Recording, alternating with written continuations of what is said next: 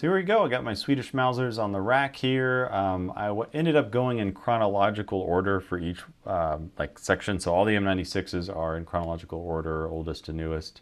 M38's the same, and then my little M94 carbines, I have those in order as well on the wall. I just got to do some sort of grouping order together. I guess I should have put the carbines maybe first, but I like kind of going longest to shortest.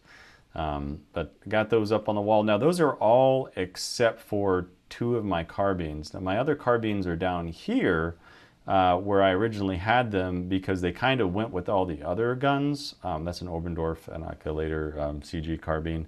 So I'm going to leave those two here. But now the issue I ran into with this rack here is at the end. So this far right one, you could tell the spacing is very close to the wall, and I just completely blanked, didn't think about that, but the bolt sticking out basically pushes the butt over onto that bottom rack, and so that's just something I didn't really think about. It doesn't look super great, but I'm going to try to ignore it, honestly. If I was doing it again, I would kind of fix the spacing, but it's kind of difficult with the 5-foot spacing.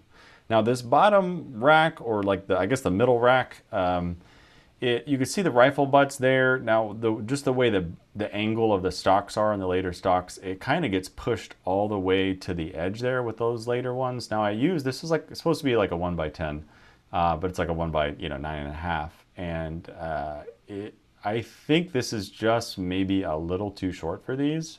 Now, the top one is like a 1x6. Again, it's a little shorter. I'm still using the same bungee system as I did on previous rifles. So the bungees, hold them in there nice and secure, just in case you haven't seen that before. But yeah, I think if you used a maybe wider middle rack, like that way they would be sitting so close to the edge.